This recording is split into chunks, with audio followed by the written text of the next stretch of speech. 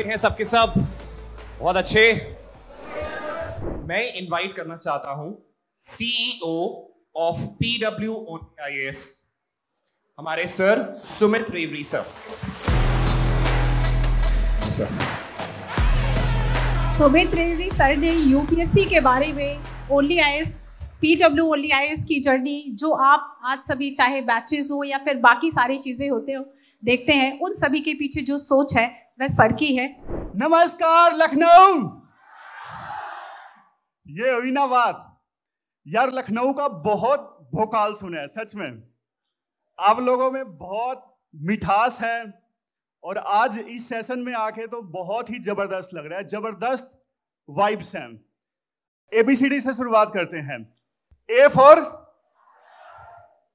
B for, C for and D for. बस अभी तो यार इतने बड़े हो गए, अभी भी वही A for Apple, B for bat.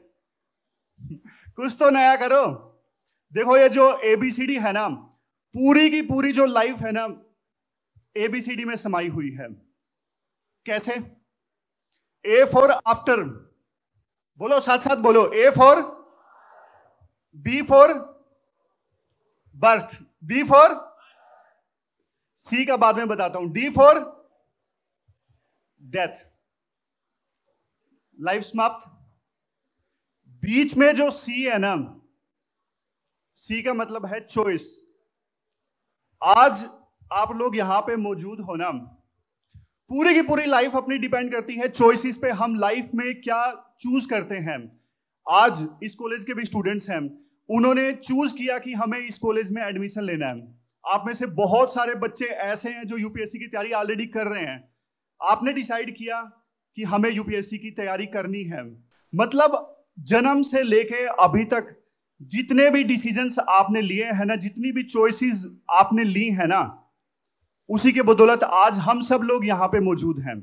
मैंने आपको एक कहानी बताता हूं, विश और चॉइस में क्या डिफरेंस होता है। तो एक बार क्या हुआ, ब्रेक में ना एक बच्ची आती है कैबिन में, और कैबिन में आके बोलती है कि सर मुझे आपसे ना कुछ पर्सनल बात करनी है। मैंने बोला कहो। कि सर इस बार मुझे किसी भी कीमत पे करना है, मैं बोझ नहीं हूं। ये कह के ना वो रोने लगी एकदम से कि मैं बोझ नहीं हूं।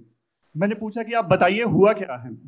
उसने बताया कि उस बच्ची की ना जॉइंट फैमिली थी, शादी की जा रही थी। जॉइंट फैमिली में उस बच्ची के पेरेंट्स को ये बोला गया, टाइम वेस्ट कर रहे हो, पैसा वेस्ट कर रहे हो, क्यों ना शादी के लिए पैसा इकट्ठा किया जाए। वो जो बात थी ना, लड़की के बुरी तरह से चुभ गई। मतलब उसने कहा कि मुझे क्लियर करना है किसी भी कीमत पे। तो मैं थोड़ा सा एक्स्ट्रा एफर्ट लगा के लड़की को गाइड करने लगा, मेंटर करने लगा। सही बता रहा हूं, मतलब यहां पे उसके ना मैंने छाले देखे हैं लिटरली। इतना उसने आंसर्स लिखे, इतने उसने आंसर्स लिखे, चेहरे के नीचे इतने बड़े बड़े गड्ढे। अब चूंकि मेंटर भी कर रहा था और कुछ भी नहीं, पूरा कमरा येलो स्टिक्स हम इस्तेमाल करते हैं ना, उससे भरा हुआ। मतलब हद पार। मतलब आमतौर पे ना टीचर मोटिवेट करता है बच्चों को कि पढ़िए पढ़िए, बताने की जरूरत पड़ती है। उस बच्चे के साथ ना ऐसा हुआ कि मुझे बोलना पड़ रहा था कि रुकिए रुकिए। देखो उसने खुद मुझे बताया कि सर मैं पहले इतनी सीरियस नहीं थी, लेकिन वो जो घटना हुई ना, शादी के लिए देखा जा रहा था लड़का, उसने ना बिल्कुल झकझोर दिया मुझे। और फाइनली ना एक बार फिर से वो लड़की रोई रिजल्ट आने पे, लेकिन इस बार खुशी के मारे 250s में रैंक आई उस लड़की की। ये डिफरेंस है विश और चॉइस में। इसीलिए मैं आपको बोल रहा हूं, ये हम पे डिपेंड करता है। देखो बच्चे क्या बोलते हैं, आज का युग ना वैसा युग नहीं है कि गाइडेंस की कमी हो।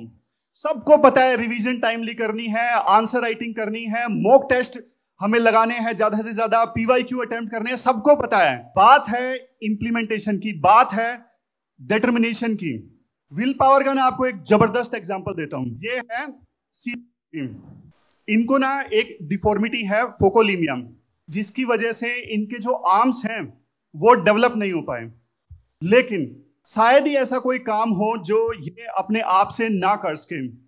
इवन अगर हमें बोल दिया जाए ना कि पेड़ चढ़ना है, शायद हम भी इतना फुर्ती से पेड़ नहीं चढ़ पाएंगे, लेकिन ये इतनी फुर्ती से पेड़ चढ़ती हैं। बाद में क्या हुआ, इनका टैलेंट किसी ने देखा और इनको एंकरेज किया कि आप आर्चरी में ट्राई कीजिए, तीरंदाजी में आप ट्राई कीजिए। तो शुरू में इन्होंने कोशिश की करने की। जब इन्होंने शुरू में कोशिश की ना तो इनसे हो नहीं पाया। बाद में जो इनके कोचेस थी उन्होंने बताया कि इनका ना अपर जो बॉडी है ना उसको थोड़ा और मजबूत किया जा सकता है। तो इनका जो अपर पार्ट है ना बॉडी का उसे जबरदस्त स्ट्रॉन्ग बनाया गया। बाद में फिट की सहायता से इन्होंने धनुष को पकड़ना स्टार्ट किया और चिन की सहायता से, बिल्कुल थोड़ी की सहायता से इन्होंने पुल करना स्टार्ट किया और टीथ की सहायता से इन्होंने शूट करना स्टार्ट किया। बहुत ज्यादा मुश्किल है। अभी जो पैरा एशियन गेम्स हुए हैं उसमें इन्होंने 2 गोल्ड मेडल्स जीते हैं। भारत की पहली ऐसी तीरंदाज हैं ये जिन्होंने इस प्रकार से आर्चरी की है। अभी तक और किसी ने भी नहीं की है, किसी ने भी नहीं।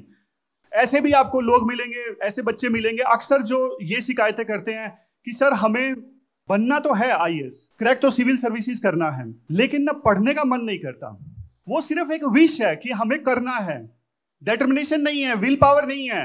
मैं कहता हूं विल पावर आप जब तक स्ट्रोंग नहीं करोगे ना, जब तक अंदर से नहीं आएगा कि क्यों मैंने तैयारी करनी स्टार्ट की, तब तक आप कुछ भी कर लो, मोबाइल को इधर छोड़ दो उधर छोड़ दो, फायदा नहीं होने वाला है। अंदर का जो वाय है ना वो स्ट्रोंग होना चाहिए। हमारे रगों में जुनून दौड़ना चाहिए हर एक सांस में कि हाँ करना है तो करना है।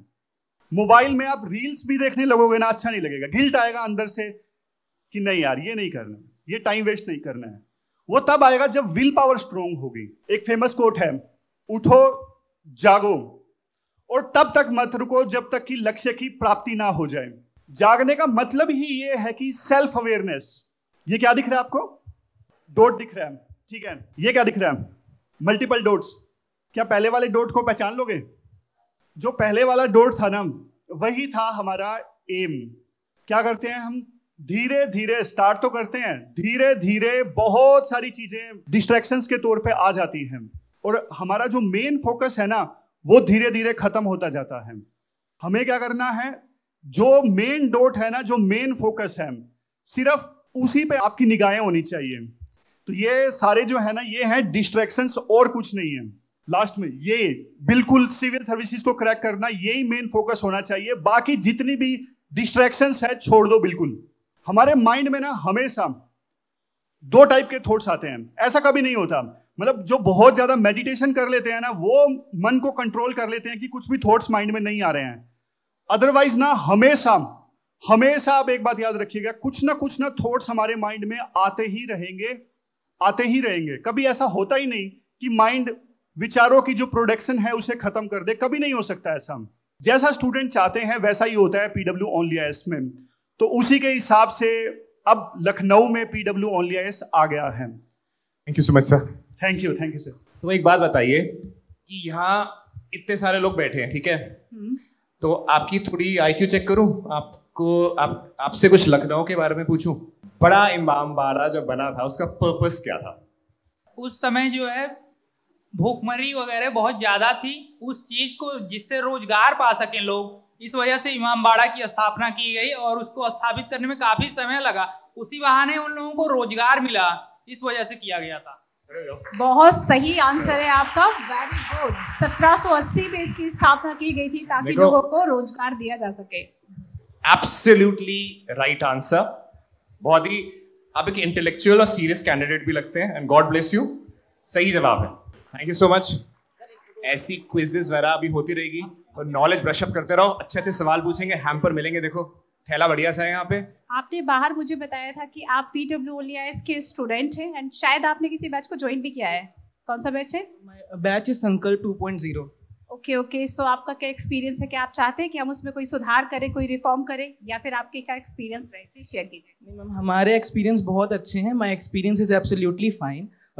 टीचर्स का interaction with the student in terms of online class बहुत अच्छा रहा है। लाइक ऐसा मुझे एक्सपीरियंस कहीं मिल नहीं सकता था, क्योंकि लाइक हम लोग ऑनलाइन क्लास पढ़ते हैं तो ऐसा लगता है कि we are in a offline session. This is the best in terms of experience. संकल्प 3.2 मैंने बैच लिया है और उसी के अनुसार अभी 15 नवंबर से शायद उसकी क्लासेज चलेंगी, उसी को अटेंड करने के लिए मैं बहुत ज़्यादा क्यूरियस हूँ। मैंने कोई अभी तक कोर्स तो नहीं ज्वाइन किया, बस मैं PW को देख के यहाँ चला आया, क्योंकि मैं अलग सर से बहुत पहले से जुड़ा हुआ हूँ। Thank you so much. हम यहाँ पे आमंत्रित करना चाहेंगे ऑनरेबल प्रिंसिपल आपके कॉलेज के कि प्लीज आप एड्रेस करिए sir, will be honoured. Lucknow शहर में एक अच्छे कोचिंग संस्थान की रिक्वायरमेंट थी बहुत दिनों से। शायद उसके रिक्वायरमेंट को पूरा करने में ओनली IAS सफल हो, ऐसी हमारी शुभकामना है। एडमिशन के दौरान बहुत से स्टूडेंट्स मिलते हैं जिनके गार्जियन ये कहते हैं कि हमारा उद्देश्य ये है कि बच्चे पढ़ाई के साथ साथ सिविल सर्विसेज की तैयारी करें, इसलिए हम उन्हें दिल्ली भेजते हैं, क्योंकि वहाँ पर बहुत अच्छे कोचिंग इंस्टीट्यूशन हैं। लेकिन फिर वो कहते हैं कि लड़कियां हैं ऐसी जिनको सिक्योरिटी को लेकर के कुछ प्रॉब्लम्स हमें अनुभव होता है, इसलिए हम लखनऊ में पढ़ा रहे हैं। उनकी इस कमी को भी शायद इस तरह के संस्थान पूरा करेंगे कि वो पढ़ाई के साथ साथ इस तरह की कोचिंग में एडमिशन लेकर के अपने प्रिपरेशन को और टारगेट ओरिएंटेड कर सकेंगे। आप लखनऊ जैसे शहर में रह करके एक IITian से आपको फाइट करना है, एक MBBS स्टूडेंट से फाइट करना है, तो निश्चित रूप से आपको अच्छे गाइडेंस की रिक्वायरमेंट है। और उस रूप में यदि ओनली IAS उनकी रिक्वायरमेंट को पूरा कर सके, उनकी तैयारी को इस तरह से एक माहौल दे सके जिससे कि वो कंपटीशन को क्रैक कर सकें, तो मैं समझूंगा कि हमारे इस शहर के लिए बहुत बड़ी उपलब्धि होगी और इसमें ओनली IAS खरा उतरे, यही हमारी शुभकामना है। धन्यवाद। मैं आप सभी को मिलाने वाली हूँ अब एक सिविल सर्वेंट, एक ऑफिसर से, जिससे मिलकर आप इंस्पायर होंगे और आपकी जो जर्नी है वह एकदम मोटिवेटेड रहेगी। मान्य Chaturvedi ma'am, please come on the stage and जो स्टूडेंट्स हैं उन्हें आप मोटिवेशन दीजिए एंड इंस्पायर कीजिए, ताकि वह अपनी सिविल सर्विसेज की जो ये जर्नी है, जो प्रिपरेशन की जर्नी है, उसको कंप्लीट कर पाए। I'll request Rajat sir to please honor ma'am with a token of love from our side. Thank you. जो ज़्यादातर स्टूडेंट्स के मन में होता है कि सबसे पहले उनके मन में ये ख्याल कब आया कि उन्हें सिविल सर्वेंट बनना चाहिए, नेशन को सर्व करना चाहिए, आपके मन में ऐसा ख्याल कब आया था और आपने इस जर्नी को, आपने इस स्ट्रीम को क्यों चुना कि आपको सिविल सर्वेंट बनना है? सबकी स्टोरी, सबकी मोटिवेशन अलग अलग होती है कि उन्हें ये क्यों करना है। तो मैं जब छोटी थी तो मेरा जो स्कूल था, when I was 5 years old, तो वो कलेक्टर ऑफिस के ठीक सामने था। तो मेरे पापा जब भी मुझे लेने आते थे, स्कूल से पिकअप करने आते थे, so he always used to tell me that one day you have to work here, one day you have to be a civil servant. मेरे पापा एजुकेशन डिपार्टमेंट में काम करते हैं, तो उनके यहाँ ट्रेनिंग होती थी। तो जो शिक्षा अधिकारी होते हैं तो वो वहाँ ट्रेनिंग के लिए आते थे। तो हम गवर्नमेंट स्कूल्स जो हैं, मतलब पापा जो हैं सर्वे के लिए जाते थे, देखने के लिए। तो मैं भी उनके साथ जाती थी, तो छोटे बच्चों को देखती थी बचपन से ही। तो मुझे ये दिखता था कि इंफ्रास्ट्रक्चर की कितनी प्रॉब्लम है बच्चों के पास, वो नीचे बैठ के पढ़ाई करते थे। तो यहाँ से भी मुझे मोटिवेशन आया कि मुझे देश के लिए कुछ करना चाहिए, यहाँ मैं चेंजेस ला सकती हूँ। तो विमेन ऑफिसर्स की बहुत कमी है एडमिनिस्ट्रेशन में। तो जब अभी मैंने जॉब ज्वाइन किया तो आई रियलाइज्ड कि जितनी भी लड़कियाँ हैं या विमेन हैं तो वो काफ़ी कंफर्टेबल फील करती हैं मुझसे बात करने में। तो ये एक चीज़ है कि उनकी लाइफ में मैं चेंजेस लाना चाहूँगी, एक मोटिवेशन बनना चाहूँगी कि वो मुझे अप्रोच करें और जितनी भी उनकी स्पेसिफिक स्कीम्स हैं उन तक पहुँच सकें, उनको रोज़गार मिल सके। तो यही है कि if you fall 4 times you have to get up the 5th time so that you can achieve your goals. और आपके गोल्स जो हैं, जैसे कि अभी सर ने भी बोला कि अर्जुन की तरह वो पॉइंट को देखते रहना है कि हाँ this is my ultimate destination. आप थक सकते हैं तो आप 2 दिन का ब्रेक ले लीजिए, पढ़ाई से कहीं घूमने चले जाइए, दोस्तों से मिल लीजिए, पर प्रिपरेशन रोकनी नहीं है। Consistency is the key. आज भी जो ये यहाँ पर जो इतनी भी गर्ल्स है वो सब आपको देखकर मैम इंस्पायर्ड हो रही है कि वो भी किसी दिन इस तरह से स्टेज पर जाए और वो बाकी लोगों के इंस्पिरेशन का एक बहुत बड़ा कारण बने। Thank you so much ma'am कि आपने अपना जो कीमती वक्त है वह हमारे साथ दिया। Thank you so much. Now request कि अवनीश सर प्लीज स्टेज पे आए। मैं सबको बता देना चाहता हूँ कि जो अवनीश सर हैं, इनका ओनली आइज से बहुत पुराना नाता है और बहुत पहले से जुड़े हैं ओनली आइज के साथ, और इनके स्ट्रगल्स को और इनकी मेहनत को बहुत पास से देखा है हम लोगों ने। मेरा सबसे पहला जो सवाल है आपसे, जो कि कई लोगों में ये डाउट आया था, जैसा कि आपने यूपीएससी भी क्लियर किया है, साथ में यूपीपीएससी भी क्लियर किया है, तो आपने यूपीपीएससी की सर्विस क्यों ज्वाइन की, यूपीएससी की ज्वाइन क्यों नहीं की? थोड़ा सा टफ डिसीजन था। बेसिकली क्या होता है, अब जनरली हम लोग यूपीएससी के एग्जाम को आईएएस का एग्जाम कहते हैं, तो बट होता ऐसा नहीं, उसमें 20-22 सर्विसेज होती हैं सिविल सर्विस एग्जामिनेशन के थ्रू। तो मुझे इंडियन इंफॉर्मेशन सर्विस अलॉट हुई थी, तो मैं इसको ज्वाइन किया। पर जो मेरा टेम्परामेंट था, जो मेरे इंटरेस्ट थे, जो मेरे कन्विक्शंस था सिविल सर्विसेज की प्रिपरेशन में आने का या इस प्रोफेशन में आने का, वो कहीं ना कहीं ऐसा डिप्टी कलेक्टर ज़्यादा फुलफिल हो रहा था, तो एक बड़ा फैक्टर था। दूसरा, Indian information service no doubt it's a prestigious job. आदमी देश तो छोड़ो, दुनिया भी ठीक ठाक घूम लेता है अपने पूरे सर्विस पीरियड में, but it was a desk job. और मुझे ऐसा लगा कि मेरा जो टेम्परामेंट है वो फील्ड जॉब का है, मैं डायरेक्ट इम्पैक्ट कर सकता हूँ सोसाइटी को, सोसाइटी के बीच में रह के। इसलिए ये 2 फैक्टर्स थे जो मुझे लगा कि मुझे मोटिवेट किए इंडियन इंफॉर्मेशन सर्विस को छोड़कर डिप्टी कलेक्टर को ज्वाइन करने के लिए। अगर आपको सक्सीड करना है, आपको टॉप पे जाना है, तो स्ट्रगल रहेगा। तो अगर आपका कन्विक्शन उस चीज में है जिस चीज के लिए आप मेहनत कर रहे हैं, तो फिर आप कोई भी स्ट्रगल होगा तो आपको छोटा नहीं लगेगा, आपको लगेगा this is a part of the job. जो आप कर रहे हैं उसका ये हिस्सा है, आपको करना ही है, कोई और दूसरा ऑल्टरनेटिव नहीं है, गिवन दैट कि आपका कन्विक्शन उस चीज में होना चाहिए। तो समहाउ मेरा कन्विक्शन था सिविल सर्विसेज में, तो बार बार फेल्योर के बाद भी मुझे लगा कि भाई और कुछ तो करना नहीं, मुझे करना यही है, तो लेट्स डू इट। या तो हंस के करो या रो के करो, तो इससे अच्छा हंस के ही कर लो। हर आदमी की लाइफ में चैलेंजेस होते हैं, वो हर आदमी यहाँ पे कोई ना कोई संघर्ष कर रहा है अपने जीवन में, हमको पता नहीं उस संघर्ष का। ओनली आईएएस आई गेस 2015-16 में आया था, और उस दौरान मेरी प्रिपरेशन जो एकदम मिडवे थी, तो बहुत सारे एक एवेन्यूज खोल दिया ओनली आईएएस ने। मैं इसका बेसिकली करंट अफेयर्स देखना शुरू किया था, उसमें एनवायरनमेंट और ज्योग्राफी, पॉलिटी, इकोनॉमिक्स, इन सब के जो मॉड्यूल्स थे मंथली, वो देखना शुरू किया। पर धीरे धीरे जब मुझे कंटेंट रेलिवेंट लगने लगा, समझ अच्छा लगने लगा, तो फिर मुझे लगा कि भाई इसमें और देखा जाए। तो मैं काफ़ी हद तक ऑलमोस्ट 70 to 80% अपने प्रीलिम्स और मेंस के लिए ओनली आईएएस पे डिपेंडेंट रहता था। तो only IAS is a great thing. अब मैं चाहता हूं कि अगर किसी स्टूडेंट का, एस्पिरेंट का कोई डाउट है या कुछ क्वेश्चन पूछना चाहता है, तो आप बता दीजिए। बोलिए। के दौरान सर कई बार रिवीजन हो पाने के कारण बहुत सारा बैकलॉग हो जाता है, और उसके बाद जब कभी हम टेस्ट वगैरह देते हैं तो कॉन्फिडेंस नहीं बन पाता है, तो रिवीजन के लिए सर क्या करना चाहिए? प्रशांत, ऐसा है कि जैसे मैंने कहा कि बहुत सारे मटेरियल, बहुत सारे सोर्स पे नहीं जाना चाहिए। आप एक अपना कोई स्टैंडर्ड बुक पकड़िए, मटेरियल पकड़िए और उसको बार बार पढ़िए, ठीक है। आप कोशिश करिए जब भी आपका एग्जामिनेशन या टेस्ट है, उसके 4-5 दिन पहले आपका सिलेबस कंप्लीट हो जाए। और उसना डिपेंडिंग अपॉन द है क्या, मतलब कितना बड़ा एग्जामिनेशन है। अगर बड़ा एग्जामिनेशन है तो 1 महीने पहले सिलेबस कंप्लीट हो जाए, छोटा आपका मिड सेम टेस्ट है तो 2-3 दिन पहले कंप्लीट हो जाए। उस हिसाब से फिर आप 2-3 दिन में उसको जितनी बार रिवाइज कर ले उतना बेटर है।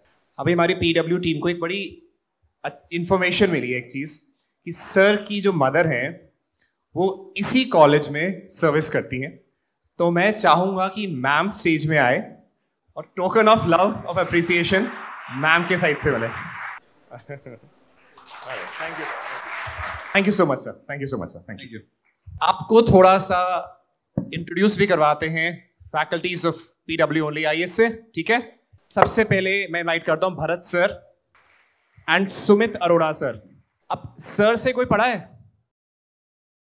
आप में से बहुत सारे मेरे पुराने स्टूडेंट भी हैं। आप में से जो भी आगे सिविल सर्विसेज की तैयारी करेगा, उन बातों को ध्यान रखिएगा। सबसे इम्पोर्टेंट बात यह है कि सिविल सर्विसेज एग्जाम में बहुत ज़्यादा मत पढ़िए, कम पढ़िए, बार बार रिवाइज कीजिए, प्रैक्टिस ज़्यादा कीजिए।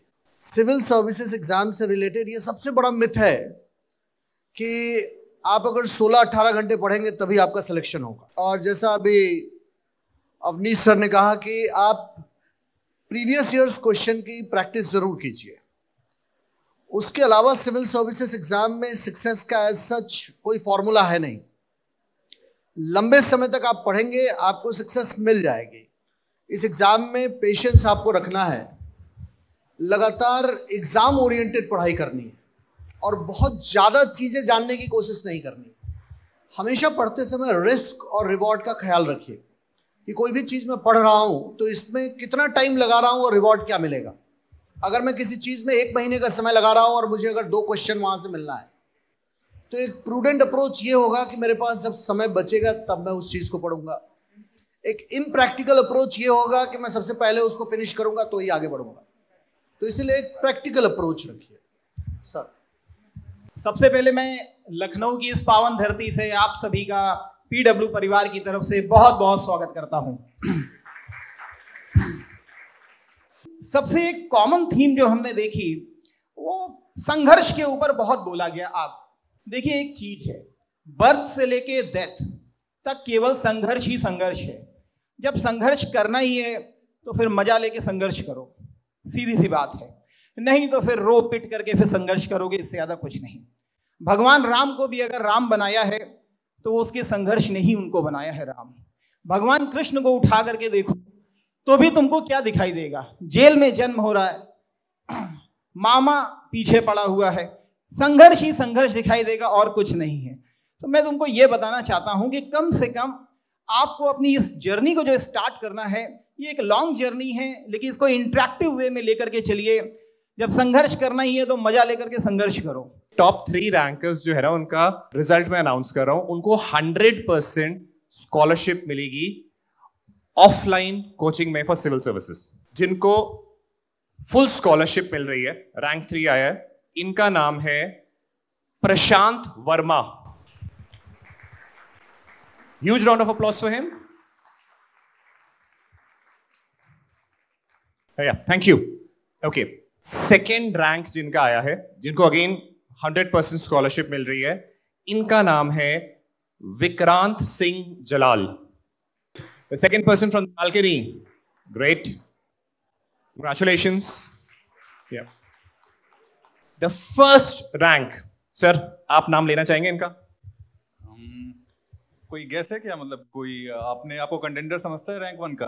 कोई हाथ उठा सकता है? भाई मेरी भी रैंक आ सकती है। आयुष यादव।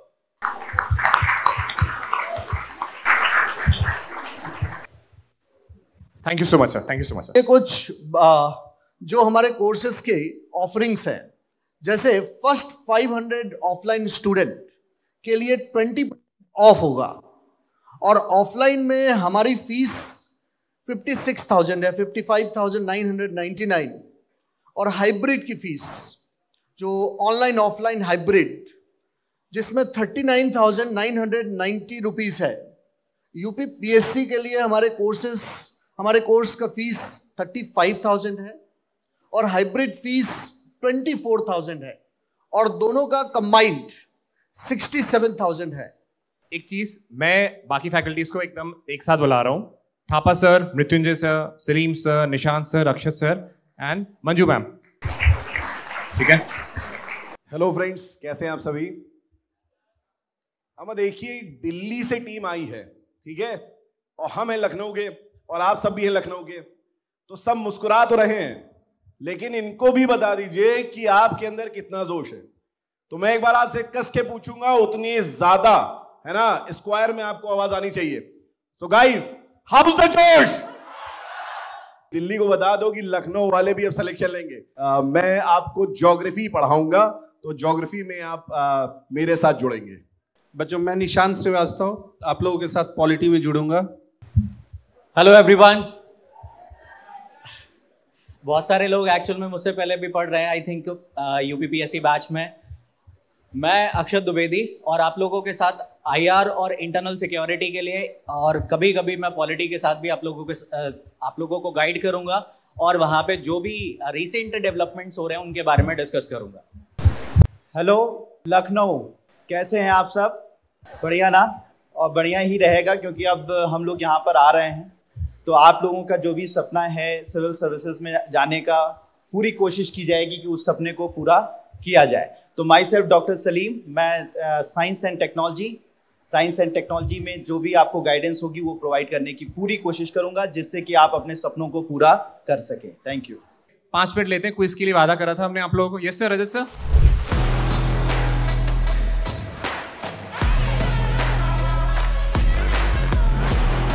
सो a big thank you to all. बहुत बहुत थैंक यू, शुक्रिया आप लोगों का जिन्होंने इस सेमिनार एक सक्सेसफुल बनाया। आपके बिना कुछ भी पॉसिबल नहीं था।